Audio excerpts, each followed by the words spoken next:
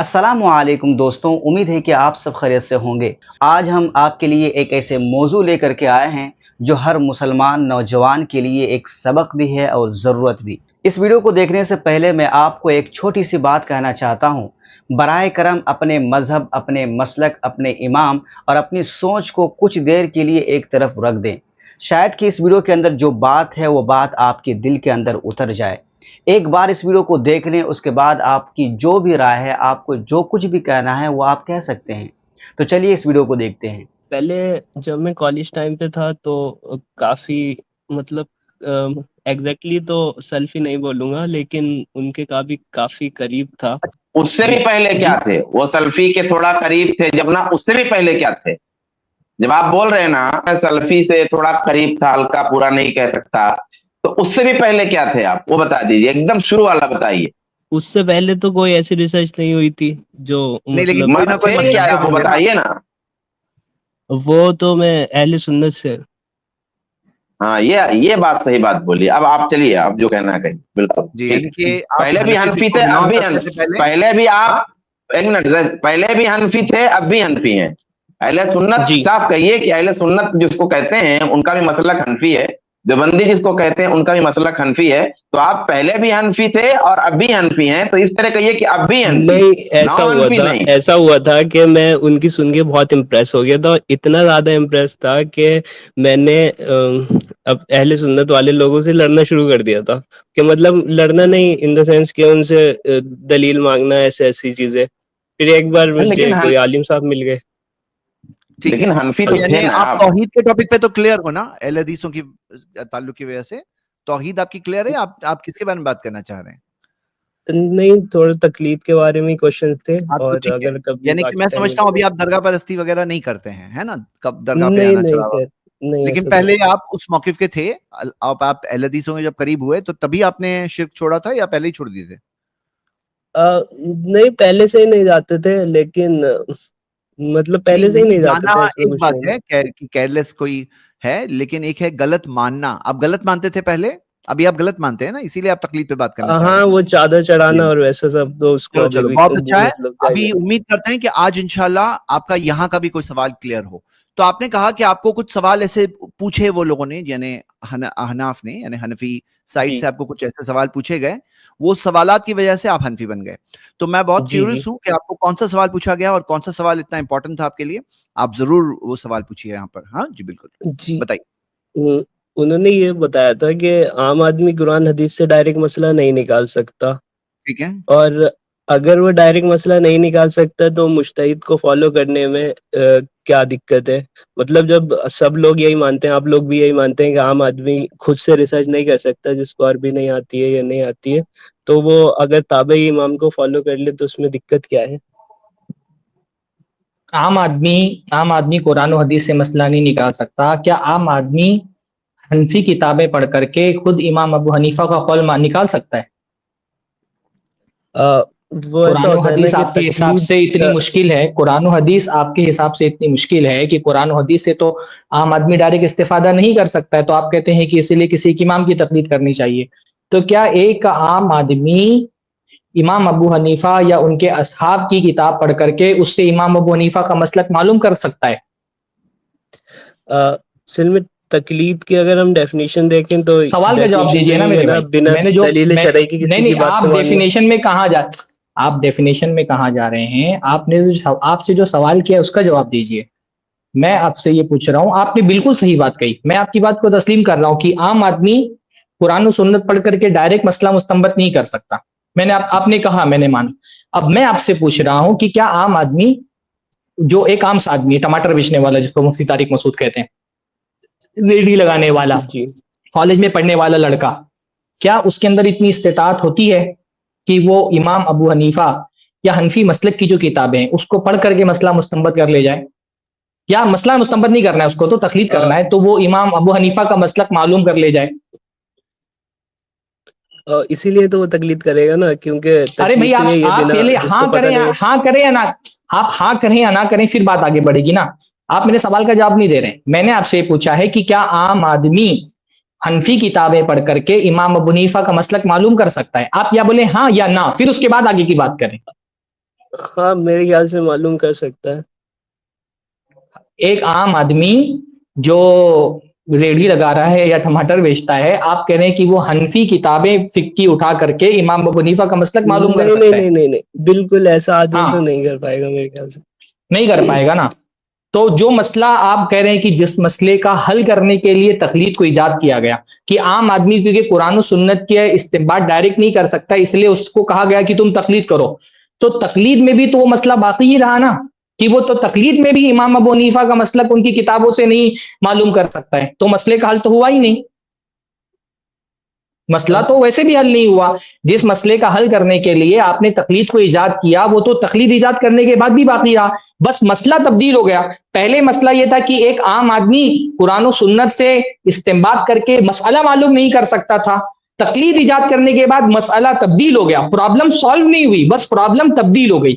تقلید ایجاد کرنے کے بعد پرابلم یہ ہو گئی اس کی کہ پہلے اس کو قرآن و سنت سے مسئلہ مستنبط کرنا تھا، وہ نہیں کر پا رہا تھا، اب اس کو امام ابو حنیفہ کا مسلک معلوم کرنا ہے اور وہ نہیں کر پا رہے. تو تقلید جس علاج کے لیے ایجاد کی گئی وہ علاج تو اس مرض کا ہوا ہی نہیں.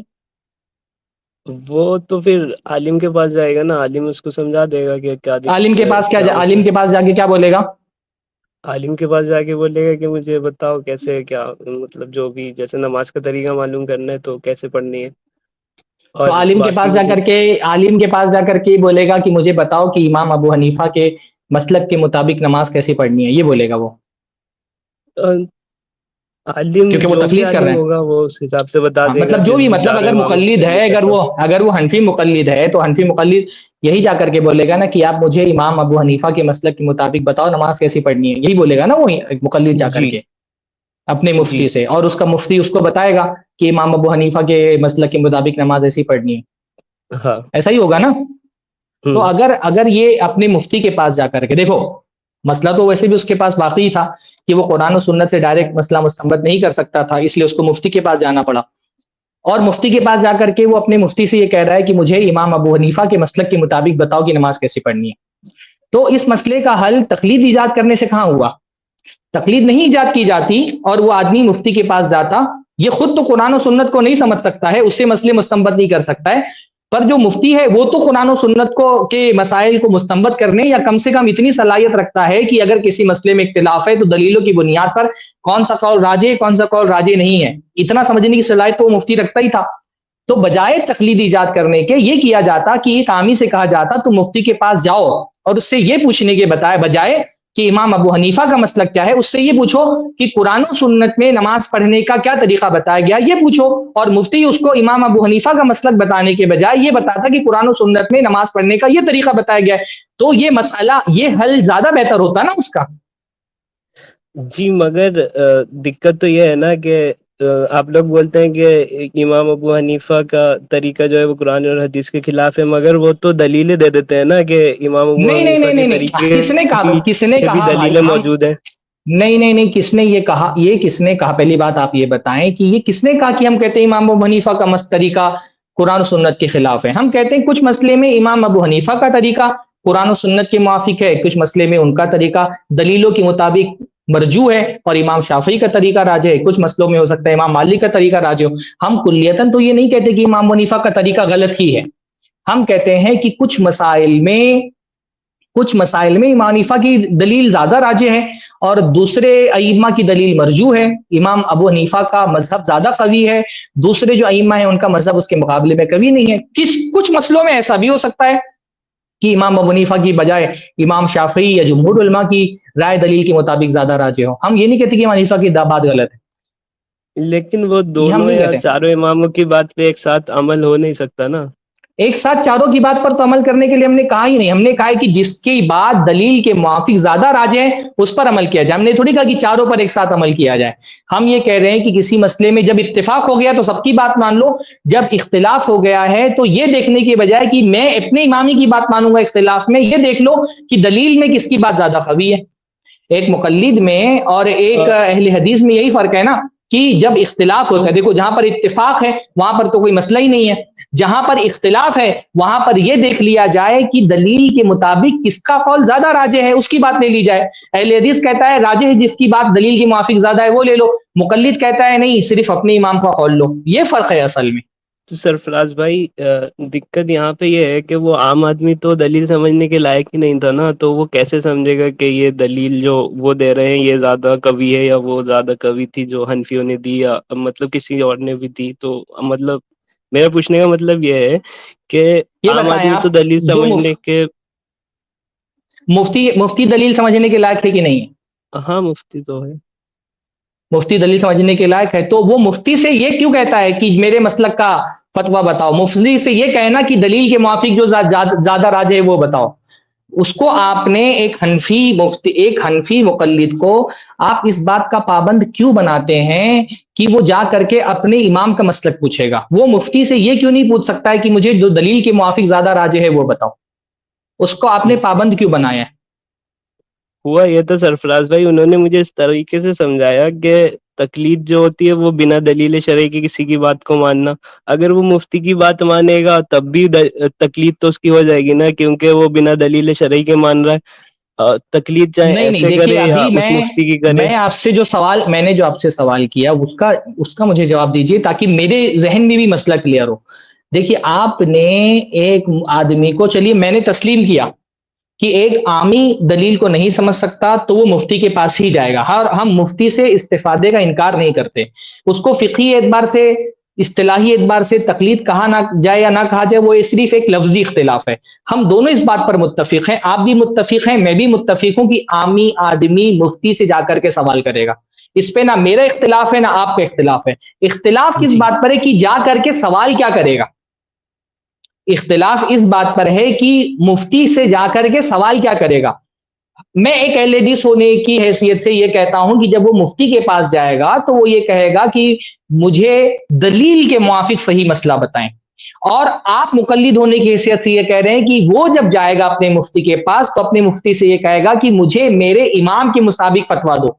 اب میں یہ کہہ رہا ہوں بھائی آپ مجھ سے پوچھیں نا کہ آپ نے ایک عامی کو یہ کیوں کہا کہ وہ دلیل کے موافق فتویٰ طلب کرے، تو میں کہوں گا کیونکہ دلیل کی اتباع کا اللہ اس کے رسول صلی اللہ علیہ وسلم کی اطاعت کا حکم دیا گیا ہے، تو جتنا اس کے اندر علمی استطاعت ہے اتنا وہ کوشش کرے گا کہ میں اللہ اس کے رسول کی استطاعت کروں۔ اب اس کے اندر تحقیق کی اتنی استطاعت تو نہیں ہے پر اتنی استطاعت ہے، وہ قرآن و سنت سے ڈائریکٹ مسئلہ مستنبط نہیں کر سکتا، اس میں وہ محروم ہے، اس وجہ سے مجبوری میں اس کو مفتی کے پاس جانا پڑ رہا ہے، پر اس کے اندر اتنی استطاعت تو تھی نا کہ جو مفتی قرآن و سنت سے مسئلہ مستنبط کر سکتا ہے، یا پھر یہ کہ اگر کسی مسئلے میں اختلاف ہے تو اس اختلاف میں وہ دلیلوں کی قوت اور طاقت کو جانچ سکتا ہے، تو وہ جا کر کے اپنی استطاعت کے مطابق کوشش کرے کہ میں دلیل ہی کی اتباع کروں، تو وہ مفتی سے جا کر کے کہہ رہا ہے براہ کرم مجھے قرآن و سنت کی روشنی میں میرے مسئلے کا حل بتائے، کیونکہ قرآن و سنت کی اتباع کا اللہ نے حکم دیا ہے، تو ہم جو چیز واجب کر رہے ہیں مستفتی پر اس کی ہم دلیل دے رہے ہیں۔ آپ کہہ رہے ہیں کہ نہیں، وہ جو ایک بندہ ہے عامی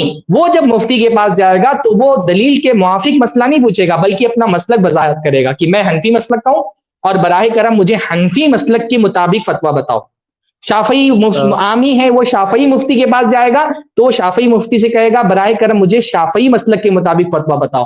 تو یہ جو آپ نے ایک عامی پر ایک مذہب کو پابند رہنے کا فریضہ عائد کر دیا کہ وہ اپنے مذہب سے باہر نہیں جا سکتا، اس کی کیا دلیل ہے؟ وہ سرفراز بھائی